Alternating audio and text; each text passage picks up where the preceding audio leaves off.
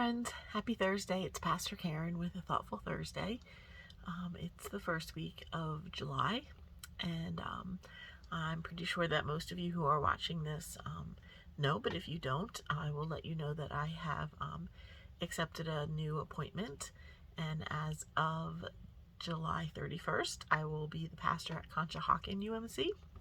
So I'm really super excited for this new adventure that God has put in front of me, and I'm looking forward to working with the folks at Conshohocken. Although I am sad to leave the folks at Lima and Maris Grove.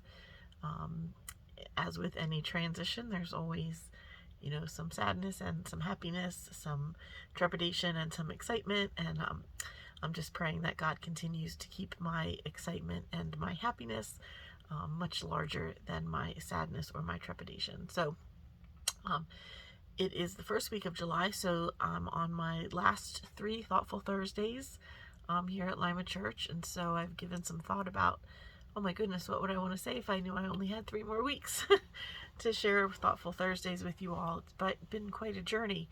I actually this week looked back on the first Thoughtful Thursday, which is very interesting. So it was April 2nd of 2020, so just a couple weeks after we realized that we were not going to just close for 2 weeks because of COVID, that this was probably going to be a bit longer of a haul. Maybe we didn't anticipate that still in 2022 we would be talking about COVID as much as we are, but in that first video, first of all, my hair is like super short. I'm outside, which is funny, and I hadn't quite learned exactly where to look at the camera on the video, so I'm not really looking at the people that I'm talking to, but all those things we have learned in the course of this pandemic, and hopefully we have mastered a few new skills, but fun to look back on that. And I listened to what my initial intention for this Thoughtful Thursday videos, what my intention was, and it was really just to stay connected in some new way. We were so used to just gathering together, and whether that was at church or at a meeting or over coffee or going out to dinner with our friends, there seemed to be just like easy ways to stay connected in person. And when that went away, we had to find new ways. But also in that video, I talked about anxiety, not knowing what the future holds, worrying about our family and friends. Still probably true today, that same message. And then I also spoke about gratitude that day, and how gratitude can be the antidote for anxiety, right? Maybe when we're feeling anxious, it's best for us to ground ourselves in something that we know is true and something that we know we're thankful for.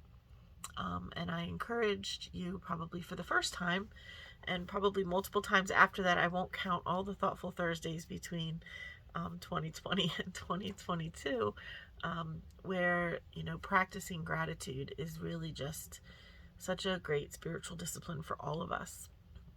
And whether we keep our gratitudes in our gratitude journal, there's, a lot of research that talks about how writing them down is really so powerful and really helps them sink in a bit more. Maybe we just have tried to be more grateful in our lives, and we've tried to find things to be grateful about. Instead of complaining, we find something to be grateful for. Instead of feeling nervous or anxious, we find something to be grateful for.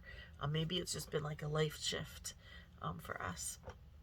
And today, even in July of 2022, as maybe we are coming out of the pandemic and life is feeling a bit more normal, although maybe not exactly what it looked like before, still new things are happening, right? That's the business that God is in transformation, in sending us in new, exciting journeys and adventures. And so whether, you're likely not changing churches, right? Maybe you're not making that big of a change, but maybe you just are thinking about changing your own job, or maybe you're looking forward to starting a family, or maybe you are looking at retirement. Maybe COVID and this pandemic has just sped up that process a bit. Maybe you're just looking to change the color of your living room. I don't know.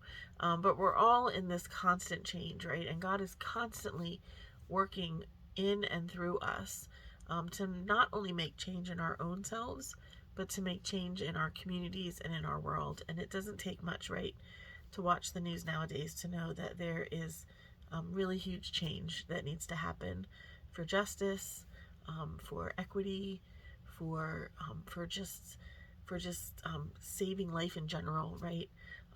Just killings and shootings and just so much hatred and division and name calling, and it just feels like we all just need to have some healing and some wholeness. And so that is the business that God is in. And God calls us, each of us, to a new place, a new mindset, something new in our lives that is going to help us to bring God's kingdom here on earth. Back in April of 2020, I read the first couple verses of Psalm 9 from the Message, and they are absolutely some of my favorite verses of Scripture. I have a lot of favorites, not necessarily in the Message paraphrase, but Psalm 9, the first couple verses in the Message are really so uplifting. And I hope that today, when maybe you're feeling like God is pulling you in a difficult situation, or maybe you feel like God is encouraging you to try something new that's going to bring you joy, that regardless of how you're feeling, this is what you can do with God and for God and to glorify God in your gratitude. So this is Psalm 9 from the Message. It says, "I'm thanking you, God, from a full heart. I'm writing the book on your wonders. I'm whistling, laughing, and jumping for joy. I'm singing your song, High God." I'm writing the book on your wonders. I'm writing down everything that I find to be grateful for. And then I love the visual, the action of whistling and laughing and jumping for joy. Have you whistled, laughed, or jumped today? I hope this week you find lots of things to be grateful for. People in your lives, situations, opportunities, really not even the big things, just the small ones maybe. A walk in nature, time spent with a good friend or family member, something that maybe we took for granted before 2020, and maybe in the height of the pandemic, right there, April 2nd of 2020, we maybe found it a little bit easier to be grateful for the things that we had at that point had taken away from us. But let's not go back to that old normal. Let's let God transform us, and let's whistle, laugh, and jump for joy when God does, because God is making all things new. I hope you have a great week, my friends. Take care.